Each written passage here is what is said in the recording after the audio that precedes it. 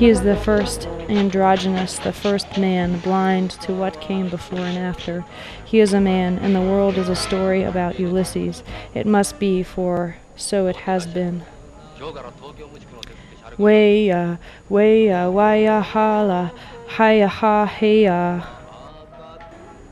And thereafter was the sound of a drum pulse, around him varying tonality, rhythm, and pitch, and visions are truncated, perplexed, repetitive, incomplete, and out of order and happening at once. He rowed a ship, and on the ship he sat with his father on the rocking ship, and his father gave him a small toy horse, a black one, and told the story of Bucephalus, and his father made him happy on the rocking ship, where he happened to place cubes of sugar at the round window of a mouth, when the ship struck an iceberg, and the ship began to sink, and the man felt himself a boy, for upon the death and drowning of his father he felt himself a boy, as one left alone, save for the horse he used to feed it sugar through a round window willy-nilly. He swam to the mouth of the window with the sugar cubes, gone now. He swam through the sinking ship to the mouth of the round window. He reached inside the window. He saw the horse, hanging from ropes. Inside, the black horse submerged a napkin over its eyes. A blind horse, the boy swam through the round window. It had no glass.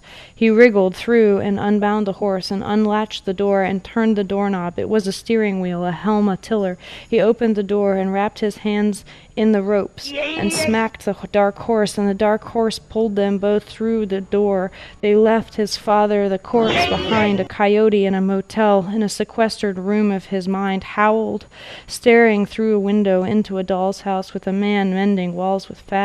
The horse, who drug him to an island, upon which he awoke with a spider on his face, a spider he could not see. The boy could not remember his name.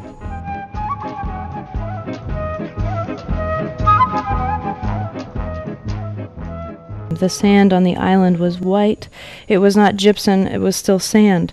The boy lay on the beach on his back, looking at the sky. Every so often he tasted the sea, for its tide pulled up and over, and then off him, like a perpetually moving blanket. He was not cold. Everything was quiet. He never expected dead to be like this, a tropical island. The boy stood up, unsteady, wobbled, like a colt learning to walk. He saw the black horse. It stomped its feet. It stomped at the snake that tried to eat the sleeping boy. Save for the horse, the boy was more or less alone on the island, save for the rocks and the grass.